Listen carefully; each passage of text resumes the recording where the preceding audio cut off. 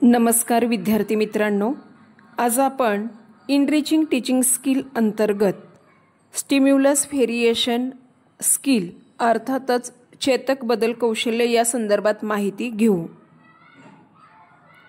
नीरस अध्यापन किंवा व्याख्यानामुळे आलेला कंटाळा विद्यार्थ्यांचे अवधान टिकवू शकत नाही, तेव्हा अध्यापनाकडे विद्यार्थी अवधान न देता दिवा स्वप्नात रंगतात। विद्यार्थ्यांनी दिवा स्वप्नात रंगणे व त्यांचे अवधान केंद्रित न होणे ह्या बाबी शिक्षकाला पुढील 2 कारणासाठी महत्त्वाचे असतात। पहिलं कारण असं की विद्यार्थ्यांचे अवधान केंद्रित झाल्याशिवाय त्यांचे अर्थपूर्ण अध्ययन होत नाही, आणि दुसरं कारण असं की वर्ग अध्यापन करीत असताना विद्यार्थ्यांची संभाव्य वर्तणूक कोणती घडतील याची कल्पना करावी लागते। म्हणून विद्यार्थी दिवा स्वप्नात रंगण्याची कारणं कोणती किंवा कार्ये कोणती हे प्रश्न शिक्षकाच्या दृष्टीने महत्त्वाचे आहेत। पहिल्या प्रश्नाचं असं उत्तर देता येईल की वर्गातील अध्यापन व अध्यापन पाठ्यांश याबाबत विद्यार्थ्यांमध्ये अभिरुचीचा अभाव असेल तर विद्यार्थ्यांचे अध्यापनाकडे अवधान केंद्रित होत नाही। दुसऱ्या प्रश्नाचे उत्तर असं की जाणीव अवस्थेत मनोव्यापार सतत चालू असतो, त्या मनोव्यापाराची जरूरती पातळी राखण्यासाठी उद्दीपकांच्या सतत होणाऱ्या बदलत्या पुरवठ्याची आवश्यकता असते। नीरस अध्यापनामुळे व वृक्ष पाठ्यांशामुळे मनोव्यापाराची जरूरती पातळी राखली जात नाही। मनोव्यापाराची जरूरती पातळी राखण्याचे कार्य दिवा स्वप्न करतात। तसेच व्यक्तीला संवेदना वंचित केले तर ती व्यक्ती विक्षिप्त प्रतिमान सृष्टीत रमते व तिला चित्तभ्रम होतात। केवळ संवेदना वंचित केल्यामुळेच वरील परिणाम घडून येतात असे नव्हे, तर सतत एक प्रकारचे संवेदन मिळत राहिले तरीही वरील परिणाम होतात। बदलत्या विविध उद्दीपक संवेदनामुळे अवधान जे अध्ययन प्रक्रियेसाठी आवश्यक असते ते केंद्रित होते व टिकविले सुद्धा जाऊ शकते।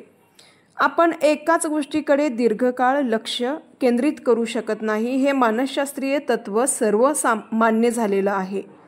द्रोणाचार्यांनी कौरव व पांडवांना पक्षाच्या डोळ्यावर लक्ष केंद्रित करण्यास सांगितले।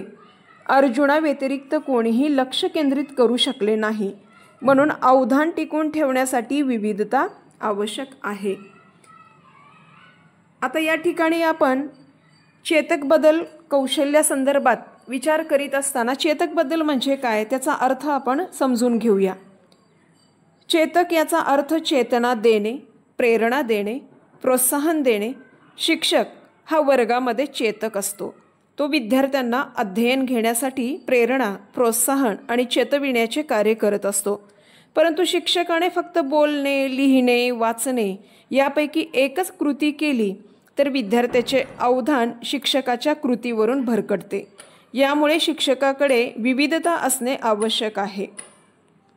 आता या चेतक विविधता कौशल्याचे अर्थातच चेतक बदल कौशल्याचे जे उपकौशल्य आहे त्या उपकौशल्यासंदर्भात आपण माहिती घेऊया।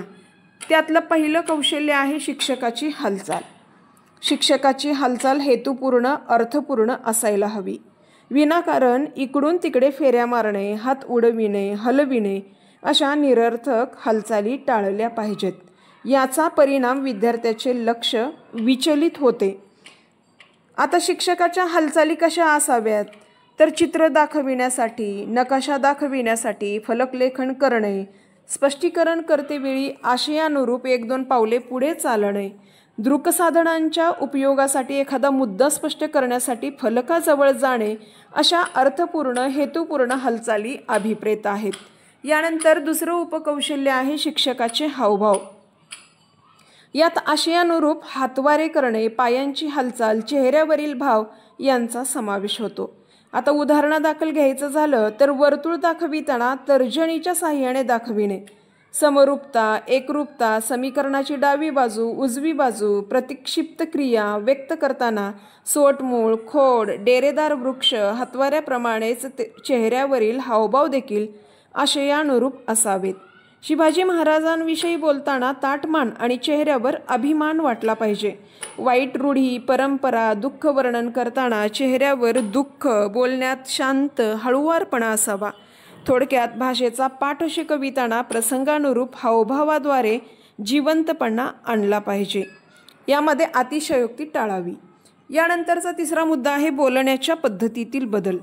स्पष्टीकरण करताना आशयानुरूप आवाजात चढ उतार केला पाहिजे. भाषेतील विरामचिन्हे, विधान, प्रश्न, उद्गार, अर्धविराम, पूर्णविराम, अल्पविराम, संवाद, वृद्ध, लहान मुलांचा आवाज, आरोह अवरोह, महत्त्वपूर्ण शब्दावर जोर, दुःखाचे वर्णन करताना हळुवारपणा, आक्रमक शौर्याचे वर्णन करताना भारदस्तपणा, विनोद सांगताना योग्य गती, उत्साह, आनंद व्यक्त करताना भरभर बोलणे, बोलीभाषेत बोलताना बोलीभाषेतील विशिष्ट हेल काढून बोलणे, या प्रत्येक वेळेस बोलताना वेगळेपणा जाणवला पाहिजे. यानंतर संवेदन लक्षातील बदल. कान, नाक, त्वचा, जीभ, डोळे ही पंचज्ञानेंद्रिय आहेत. एका ज्ञानेंद्रियातून दुसऱ्या ज्ञानेंद्रियात प्रवेश करणे याला संवेदन लक्षातील बदल असे म्हणतात. विद्यार्थ्यांचा विविध ज्ञानेंद्रियाचा आलटून पालटून उपयोग केला असता त्यांचे अवधान टिकून राहते व विद्यार्थ्यांना कंटाळा येत नाही. म्हणून आशयानुरूप विद्यार्थ्याचा विविध ज्ञानेंद्रियाचा उपयोग आपल्याला करता येतो. उदाहरणार्थ ऐकण्याकडून पाहण्याकडे, दृकसाधनाचे निरीक्षण केल्यानंतर मध्येच प्रश्न विचारणे, निरीक्षणाकडून बोलण्याकडे, श्रवणाकडून स्पर्श ज्ञानाकडे, श्रवण दृकसाधनाकडून गंध ज्ञानाकडे, स्पष्टीकरणानंतर कृतीकडे, कृतीकडून श्रवणाकडे, श्रवणाकडून कृतीकडे, अशा वेगवेगळ्या प्रकारे संवेदन लक्षातील बदल घडवून आणता येतो. यानंतरचा आहे विद्यार्थ्याचा कृतीयुक्त सहभाग. जे आपण ऐकतो ते काही वेळानंतर विसरतो, जे बघतो ते लक्षात राहते व जे करतो ते दीर्घकाळ लक्षात राहते.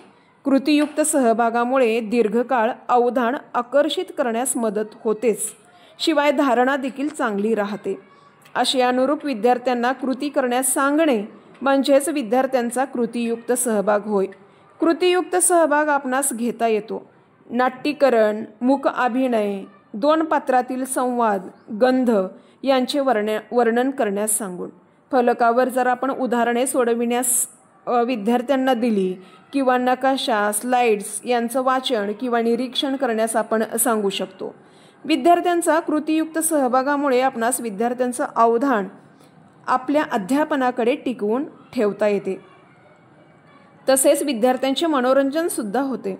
कृतीमुळे अध्यापन रंजक होऊन संकल्पना चांगल्या प्रकारे स्पष्ट करता येतात. यानंतरचा आहे विद्यार्थ्यांचा शाब्दिक सहभाग. शिक्षक अध्यापन करतात त्यावेळेस विद्यार्थी श्रवण करतात. विद्यार्थ्यांनी फक्त श्रवणभक्ती केली तर त्यांना कंटाळा येतो, त्यांचे अवधान विचलित होते. याकरिता विद्यार्थ्यांचा शाब्दिक सहभाग अध्यापनात आवश्यक असतो. विद्यार्थ्यांचा शाब्दिक सहभाग आपणास गटचर्चा, चर्चा करणे, मत व्यक्त करण्यासाठी असेल, प्रतिक्रिया देण्यासाठी असेल, विचारलेल्या प्रश्नांची उत्तरं देण्यासाठी असेल, कवितेचं गायन करताना, पाठ्यांशाचे प्रकट वाचन करताना, एखाद्या विषयावर मतप्रदर्शन करून घेता येते. याद्वारे आपणास विद्यार्थ्यांना आशय कितपत आकलन झाला याचा अंदाज येतो. विद्यार्थ्यांचे विचारचक्र सुरू ठेवता येते. विद्यार्थ्यांचे अवधान यामुळे विचलित होत नाही.